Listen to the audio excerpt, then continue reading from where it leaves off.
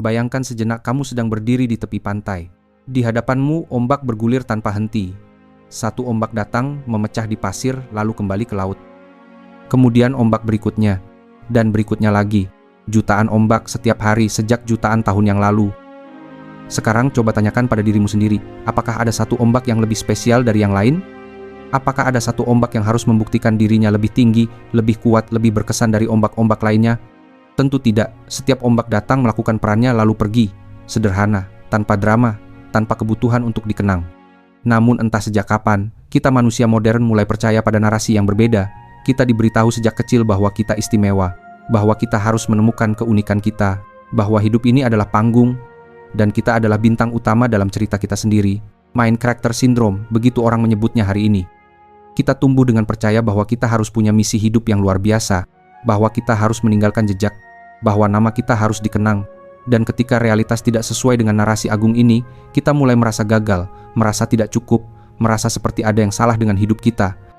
Tapi hari ini, mari kita jelajahi sebuah perspektif yang mungkin terdengar radikal, namun justru sangat membebaskan. Bagaimana jika kamu memang tidak spesial?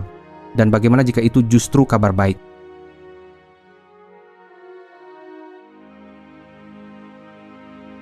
Di dunia yang terus menyerukan be yourself, find your unique voice, dan you are special, ada paradoks yang jarang dibicarakan. Semakin kita berusaha menjadi unik, semakin kita justru sama. Lihatlah bagaimana jutaan orang mencoba menjadi berbeda dengan cara yang persis sama. Mereka mengikuti tren yang sama, membeli produk yang sama, mengutip quote inspirasi yang sama, dan mengejar definisi kesuksesan yang sama. Semua orang ingin menjadi the one, yang satu yang istimewa, yang tak tergantikan. Dalam filosofi Taoisme kuno, ada sebuah pemahaman yang sangat berbeda tentang tempat manusia di alam semesta. Lao Tzu mengajarkan bahwa manusia bukanlah pusat dari segala sesuatu. Kita adalah bagian dari Tao, sama seperti ombak adalah bagian dari laut, sama seperti dedaunan adalah bagian dari hutan.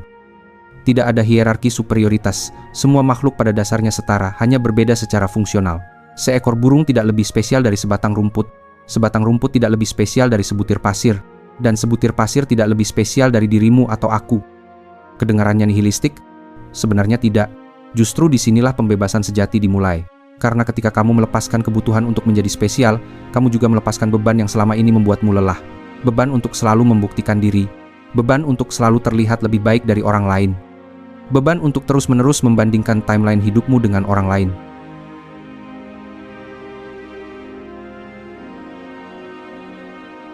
Ada sebuah cerita terkenal dari Zhuangzi, filsuf Taois besar, tentang seorang tukang kayu yang sedang mencari kayu untuk pekerjaannya. Dia melewati sebuah pohon ek raksasa yang sangat tua dan besar, tumbuh di dekat kuil.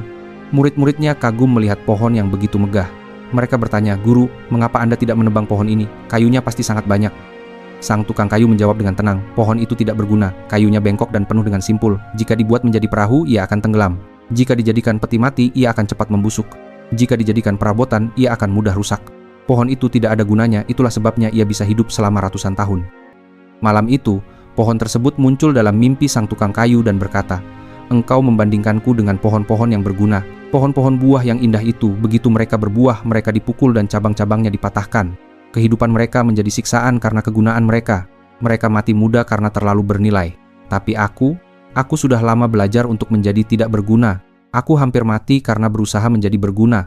Tapi sekarang ketidakgunaanku ini adalah gunaku yang terbesar. Jika aku berguna, apakah aku bisa tumbuh sebesar ini?"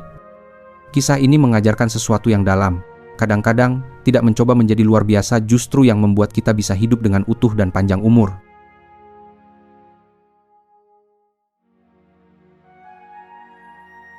Hari ini, tekanan untuk menjadi spesial semakin besar karena media sosial. Setiap orang adalah sutradara dari film kehidupan mereka sendiri. Setiap foto, setiap caption, setiap story adalah upaya untuk meyakinkan dunia dan diri sendiri bahwa hidup kita punya makna, bahwa kita penting, bahwa kita unik. Ada seorang psikolog yang mendeskripsikan fenomena ini sebagai uniqueness anxiety, kecemasan karena tidak merasa cukup unik. Orang-orang mengalami krisis eksistensial bukan karena mereka tidak bahagia, tapi karena kebahagiaan mereka terasa terlalu biasa, terlalu normal, terlalu rata-rata. Mereka berlibur, tapi khawatir tempatnya tidak cukup estetik untuk Instagram. Mereka berhasil dalam karir, tapi khawatir pencapaiannya tidak cukup mengesankan dibanding teman-teman mereka. Mereka punya hubungan yang sehat, tapi khawatir cerita cinta mereka tidak cukup dramatis untuk diceritakan. Dalam Taoisme, ini disebut sebagai terlalu banyak keinginan dan terlalu banyak pengetahuan. Kita mencari kebahagiaan dengan cara yang salah, dengan terus membandingkan, terus mengejar, terus membuktikan. Padahal kebahagiaan sejati datang ketika kita melepaskan semua itu.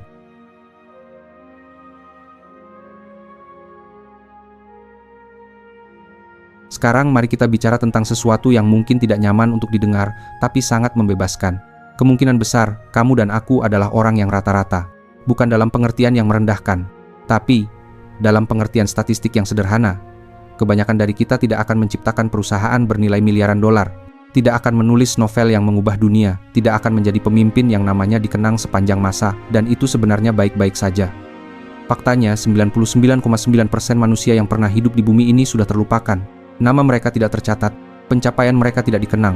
Tapi apakah itu berarti hidup mereka tidak bermakna? Tentu tidak. Nenek moyangmu yang hidup 200 tahun yang lalu, apakah kamu tahu namanya? Kemungkinan tidak, tapi tanpa mereka kamu tidak akan ada. Hidup mereka sangat berarti, meskipun tidak ada yang mengingatnya.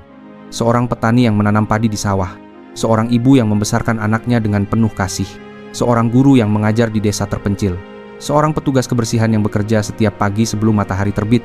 Apakah hidup mereka tidak bermakna hanya karena tidak luar biasa? Lao Tzu berkata, orang bijaksana tidak mencari pengakuan, dan karena itu mereka tidak akan mendapat celaan. Mereka tidak mencari kehormatan, dan karena itu mereka tidak akan dipermalukan. Ini bukan tentang menjadi pasif atau tidak punya ambisi. Ini tentang melepaskan kemelekatan pada kebutuhan untuk diakui, untuk dianggap istimewa, untuk dikenang. Dalam ajaran Taoisme, ada konsep yang disebut Wu Wei, sering diterjemahkan sebagai non-action atau tindakan tanpa paksaan. Tapi Wu Wei bukan berarti tidak melakukan apa-apa. Wu Wei adalah melakukan apa yang perlu dilakukan tanpa kemelekatan pada hasil, tanpa kebutuhan untuk dipuji, tanpa ego yang mengatakan, aku yang melakukan ini. Bayangkan air yang mengalir. Air tidak pernah berkata, lihat aku mengalir dengan sempurna. Air tidak membandingkan dirinya dengan air di sungai sebelah. Air tidak khawatir apakah ia cukup jernih, cukup deras, atau cukup indah. Air hanya mengalir, melakukan apa yang alami baginya. Dan dalam kesederhanaan itu, air menjadi kekuatan yang paling powerful di alam. Begitu pula dengan hidup. Ketika kamu melepaskan kebutuhan untuk menjadi spesial, kamu justru bisa melakukan pekerjaanmu dengan lebih baik. Karena energimu tidak lagi terkuras untuk membuktikan diri, untuk membandingkan, untuk mengkhawatirkan bagaimana orang lain melihatmu. Seorang seniman yang melukis bukan untuk dipuji, tapi karena melukis adalah ekspresi alaminya, inilah Wu Wei. Seorang orang tua yang merawat anaknya bukan untuk mendapat penghargaan Parent of the Year, tapi karena itu yang secara alami ingin ia lakukan, inilah Wu Wei. Kita semua tumbuh dengan narasi bahwa hidup kita harus punya arc seperti film. Harus ada tantangan yang dramatis, transformasi yang heroik, dan ending yang memuaskan di mana semua orang tepuk tangan untuk kita. Tapi kebanyakan hidup tidak seperti itu. Kebanyakan hidup adalah bangun pagi, melakukan pekerjaan, makan malam dengan keluarga, tidur, dan mengulanginya lagi besok. Ada kebahagiaan kecil, ada kesedihan kecil, ada rutinitas yang berulang. Dan kamu tahu apa?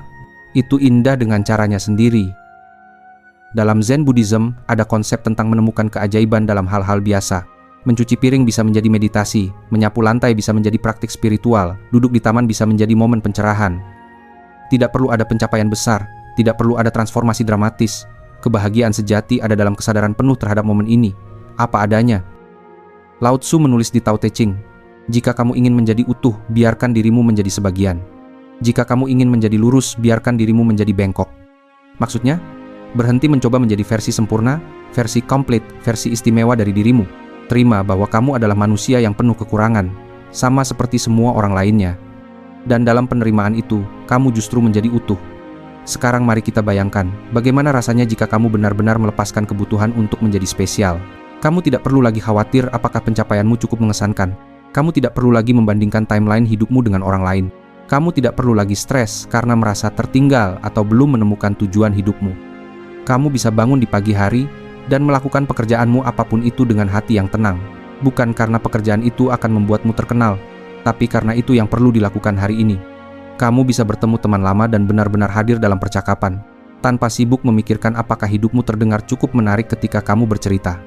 Kamu bisa menikmati momen sederhana secangkir kopi di pagi hari, sinar matahari yang masuk dari jendela, tawa anak-anak di taman, tanpa merasa perlu mengabadikannya atau membuktikan bahwa kamu menghargai momen.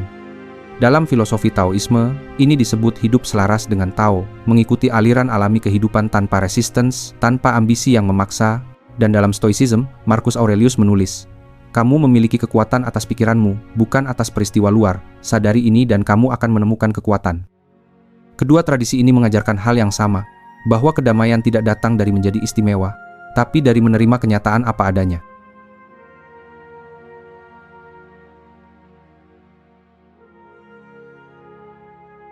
Ada sebuah cara pandang dari astronomi yang sangat membantu dalam konteks ini. Para astronom menyebutnya overview effect, sebuah shift perspektif yang dialami astronot ketika melihat bumi dari luar angkasa. Dari sana, semua perbatasan negara menghilang. Semua konflik tampak kecil. Semua ambisi individual tampak tidak signifikan. Yang tersisa adalah kesadaran bahwa kita semua tanpa kecuali adalah bagian kecil dari sesuatu yang jauh, jauh lebih besar. Kamu, aku, dan semua orang yang pernah hidup terbuat dari materi yang sama, debu bintang yang berusia miliaran tahun. Atom-atom di tubuhmu dulunya adalah bagian dari bintang yang meledak di galaksi yang jauh. Kamu adalah alam semesta yang mengalami dirinya sendiri. Apakah ini membuat hidupmu tidak berarti? Tidak, justru sebaliknya. Ini membuat setiap momen menjadi keajaiban. Fakta bahwa kamu ada, bahwa kesadaran ini muncul di tengah kekosongan kosmos yang tak terbatas itu sendiri sudah luar biasa. Kamu tidak perlu menjadi spesial. Keberadaanmu sendiri sudah cukup istimewa dalam pengertian yang sebenarnya. Bukan istimewa dibanding orang lain, tapi istimewa dalam artian betapa tidak mungkinnya, betapa improbalnya, bahwa kamu ada di sini, sekarang, mengalami hidup ini. Jadi bagaimana kita bisa menerapkan pemahaman ini dalam kehidupan sehari-hari? Pertama, perhatikan kapan ego keistimewaanmu muncul. Kapan kamu merasa perlu membuktikan diri? Kapan kamu merasa iri pada kesuksesan orang lain? Kapan kamu merasa tidak cukup? Kesadaran adalah langkah pertama. Kedua, latih perspektif kosmik. Ketika kamu merasa masalahmu sangat besar, coba zoom out. Dalam 100 tahun, apakah ini masih akan penting? Dalam skala alam semesta, seberapa besar masalah ini sebenarnya? Ketiga, temukan kebahagiaan dalam hal-hal biasa. Bukan liburan mewah atau pencapaian besar, tapi hal-hal sederhana yang ada setiap hari. Makanan hangat, tempat tidur yang nyaman, orang yang peduli padamu. Keempat, lakukan pekerjaanmu tanpa kemelekatan pada pengakuan. Bekerjalah sebaik mungkin bukan untuk dipuji, tapi karena itu standarmu untuk dirimu sendiri. Kelima, berhenti membandingkan. Timeline orang lain bukan timelinemu. Kesuksesan orang lain bukan kegagalanmu. Setiap orang punya jalannya sendiri.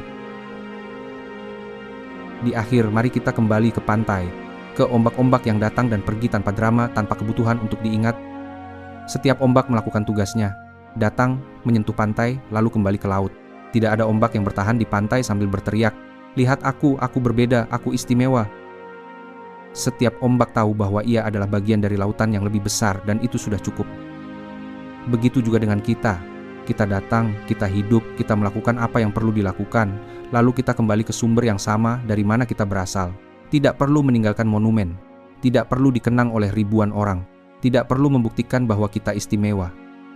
Yang perlu kita lakukan hanyalah hadir, sepenuhnya, jujur, apa adanya, dalam kehidupan sederhana yang kita miliki.